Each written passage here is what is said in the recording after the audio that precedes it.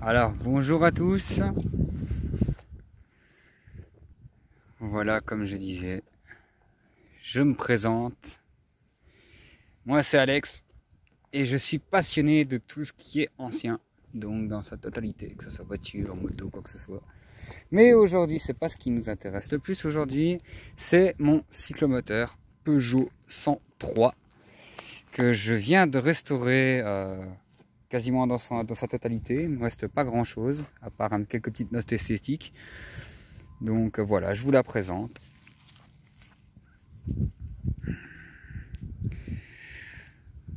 Alors, c'est un Peugeot 103 MVL phase 2, donc la version à réservoir 5 litres, qui a été complètement rénové, remis au goût du jour. Enfin, au goût du jour. Peut-être pas pour tout le monde, mais pour le mien, franchement, elle est vraiment parfaite. Donc voilà, il y a eu quelques périodes, un petit peu de galère pour la restaurer, pour trouver certaines pièces détachées. Mais finalement, je m'en suis bien sorti. Donc voilà, je vous fais quelques petits plans, je vous explique un petit peu ce que ça donne après. Vous aurez même la chance de l'entendre tourner. Rouler pas encore parce que je n'ai pas encore de caméra, donc là c'est enregistré avec mon téléphone. Donc voilà.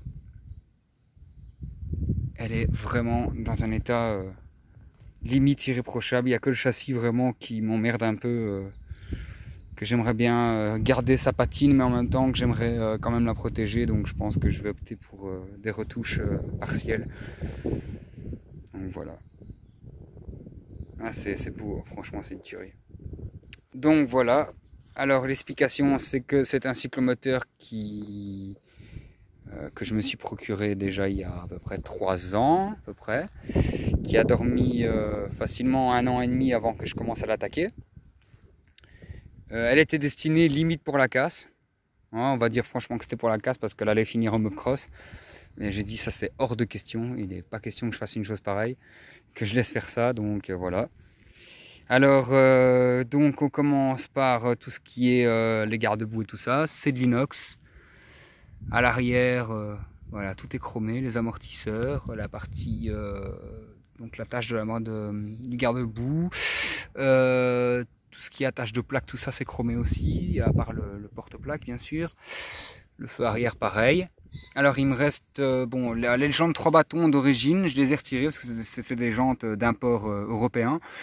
Moi je les ai retirées, je les ai remplacées par des jantes Benardi qui sont vraiment topissimes. Donc avec des pneus à flanc blanc bien sûr. Les caches latéraux c'est ceux qui sont à vendre chez enfin sur le site internet là, qui est vraiment de très bonne qualité. Un petit peu dur à installer parce qu'il y a un petit défaut à l'intérieur pour les fixations, mais bon ça va, ça a été rectifié, on voit rien donc c'est bien, ça reste correct. Pose-pied, tout ça, j'ai retiré les pédales, tout ça, ça a été retiré. Le bras oscillant par contre pour la prochaine vidéo on va le remplacer par un modèle chromé, donc tout le bas sera chromé complètement. L'axe de roue pareil, enfin l'axe de pédalier pareil, la béquille aussi sera chromée, le support moteur aussi. Donc ouais, il y aura beaucoup plus de chrome que maintenant. Là je suis vraiment aux 3/4 des travaux.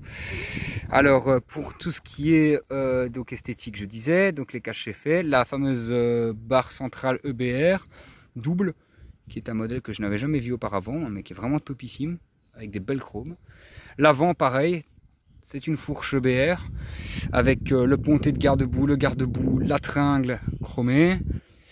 Les caches complets, la fourche pareil. Ah non, dégage, ça a pris une mouchette de merde. Voilà, me saoule pas.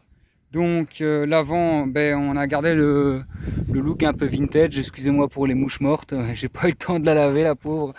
Donc, vous allez la voir, on voit vraiment qu'elle roule tous les jours. La casquette, je dois la changer, mais bon, ça c'est pas important. Vous voyez le look que ça aurait. J'en ai pris une vieille pour vous montrer à peu près ce que ça donnerait. Donc voilà, tout l'avant est chromé, les guidons pareil, ce sont des guidons à angle de 90 degrés chromés, avec un rétroviseur qui vient directement de Harley Davidson. Donc pareil, les poignées pareil, ça a été changé aussi, c'est pas les poignées d'origine. Donc vachement mieux, j'ai une manette 1/4. Alors pour ce côté-ci, ben, sur ce modèle-là d'origine, c'était pas un cache vario comme ça, c'était en plastique. Moi je l'ai remplacé par celui de l'ASP première édition qui est en cours de polissage, je ne l'ai pas fini. Plateau Doppler ER3, donc pour le look un peu, voilà, la béquille latérale, voilà, tout ça est dedans. Maintenant, là, tout ce qui est motorisation, bah oui, j'avais oublié aussi la selle. Hein, la selle de place, il faut avouer, elle en jette vraiment un max. Confortable en plus. Donc franchement, pas mal du tout. On est vraiment dans le style vintage. Voilà. Donc pour la préparation moteur, ben en fait c'est simple. Je suis sur un Vario d'origine qui a été complètement allégé. Sous les conseils de Mister Mojito.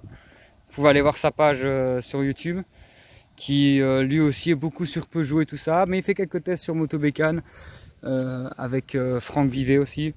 Donc ouais, c'est franchement, allez les voir sur YouTube, ils sont topissimes. Hein. Je vous mettrai les liens à suivre pour aller directement sur leur profil, mais franchement ils sont topissimes. Hein, franchement ils sont vraiment top.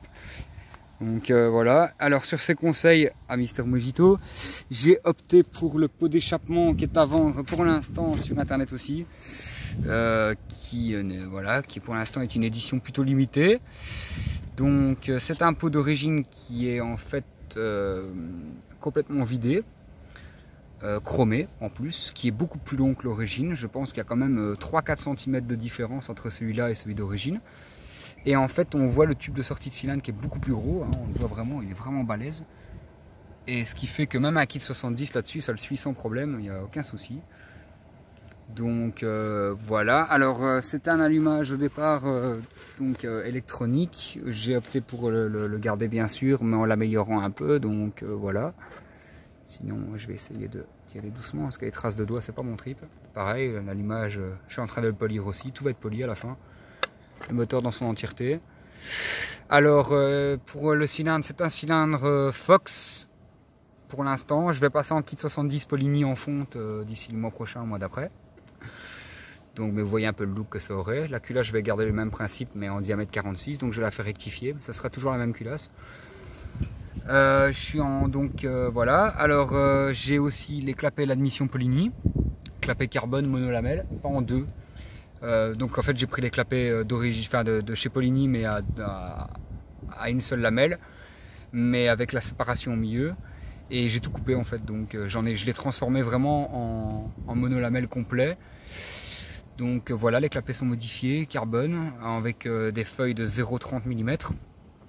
Pour le carbu, c'est un 1515C de chez Delarto, pardon. Je suis en Giggler 70, avec le KN de chez Thune Air, qui est pas mal non plus, j'aime bien le look qu'il a. Je vais passer en carbu de 16 pour le kit 70. En gardant le même principe parce que celui-là est quand même plus facile à régler que les autres. Les autres, j'ai pas encore l'outillage nécessaire pour faire tout ça, donc et pas encore tout à fait les connaissances, je dois encore apprendre un peu. Donc voilà, je préfère passer sur quelque chose de plus simple, plus fiable, pour rouler tous les jours, donc j'ai pris ce carbu-là.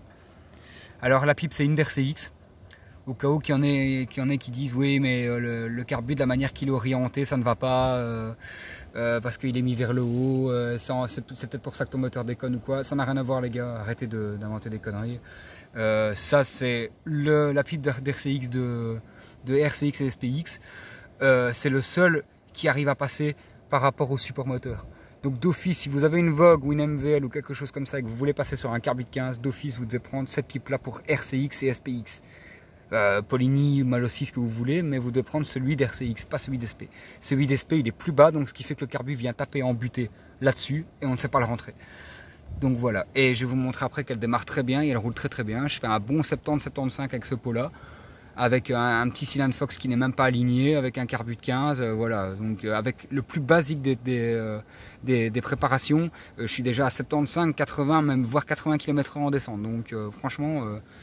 voilà, donc c'est vraiment ce truc là qu'il lui faut. Alors j'ai aussi un CDI Athena pour le débridage du CDI parce que c'était celui d'origine bridé. Et vu que je ne savais pas lesquels étaient débridés, j'ai pris carrément un Athena. Qu'est-ce que je raconte? Un Malossi, excusez-moi. Malossi, je confonds. Donc voilà, un Malossi. Bobine de tension, tout ce qui est câblage, tout ça, ça a été refait à neuf.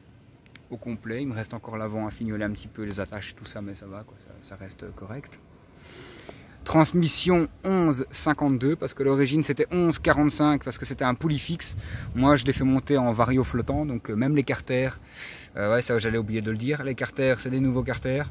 Il y a Vibrequin et Vibrequin Doppler Endurance et les roulements bourrage Polini. et la transmission en 11,52. Alors pour le couple, on va pas se mentir, hein, c'est pas qu'elle est à l'arrache à mort au démarrage. Elle prend son temps mémère, mais une fois qu'elle est lancée, elle est lancée quoi. Et ça c'est vraiment topissime. Donc voilà ce que ça donne. En gros le modèle. Alors ça m'a coûté exactement, pour ceux qui me posent la question, oui c'est clair qu'en tombant sur une reconstruction complète comme celle-ci, à part le cadre qui n'a pas été mis en peinture mais le reste qui a été reconstruit, c'est une bécane qui me revient quand même à 2400 € pour l'instant et qui va encore monter un peu avec le kit 70 avec le nouveau garde-boue avant, parce que le garde-boue avant j'ai un petit problème de rouille parce que c'est pas en inox à l'avant, c'est de l'aluminium. Très mauvaise qualité entre parenthèses, erreur des préparations, vos garde-boue CGN, voilà ce que j'ai obtenu 3 jours après. J'ai carrément des écailles partout. Regardez-moi ça. Ça, c'est un vrai bordel, ça. Ça devrait même pas exister, ça. Donc, franchement, garde-boue à 29,90 €, là, je veux bien, mais c'est peut-être pas cher, mais il est vraiment merdique. Tandis que sur l'autre site, 80 € pour l'arrière, mais je vous promets qu'il bouge pas l'arrière. Hein. Il n'y a pas une pète de rouille nulle part. Donc, voilà. Alors maintenant, ben, je vais vous la faire tourner, tiens. Je vais vous la faire démarrer. Ne bougez pas. Je vais essayer de démarrer ça à une main. Alors, interrupteur.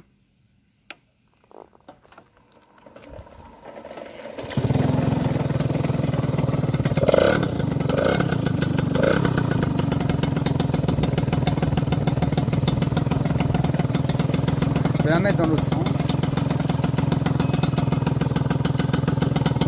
Alors voilà. Pot extrêmement silencieux. Malgré que c'est un pot d'origine qui est vidé, je m'attendais à plus de bruit. Avant j'étais en Kenji à pompe version, enfin la version qui a été refaite là, la reproduction, qui faisait vachement plus de bruit. Je me faisais engueuler vraiment par les voisins. Là je suis passé sur le pot là et franchement ouais, il est top. Niveau bruit, vous pouvez écouter la sonorité. Il est top. D'ailleurs merci à Mister Mojito pour le conseil du pot. Parce que franchement, 28 € le pot. Alors là franchement je suis pas déçu. Franchement chapeau les gars. Vous avez fait fort encore une fois. Donc voilà ce que ça donne en état de marche.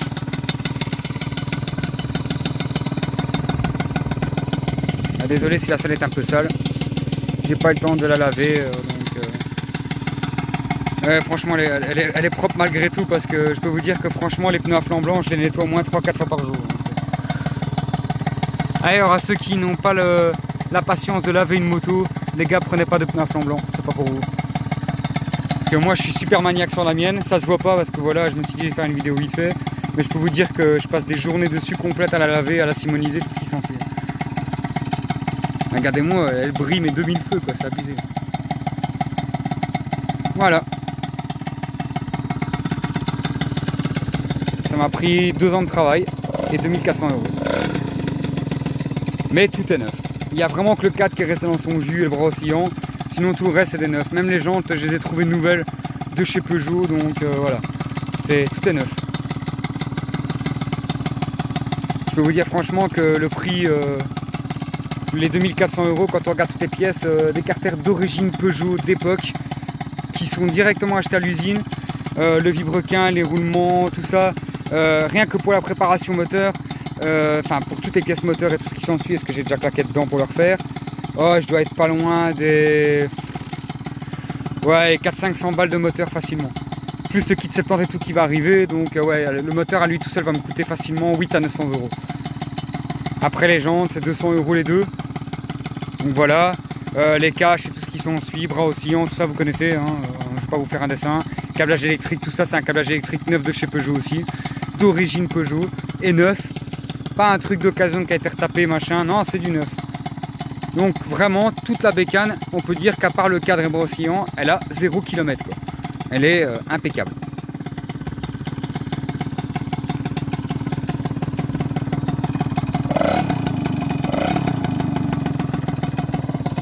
Sympa le bruit, on dirait que c'est d'origine, mais franchement, une fois qu'elle est lancée, c'est une bête. Et en kit 70, je n'ose même pas imaginer les dégâts. Donc voilà les amis, j'espère que cette vidéo vous a plu. N'hésitez pas, surtout si vous voulez vous abonner à ma page ou quoi, ça fait toujours plaisir d'avoir un abonné en plus. Et des passionnés de de ce genre de cyclo. Donc n'hésitez pas à liker ma page et ça fait toujours plaisir, franchement. Un petit pouce bleu.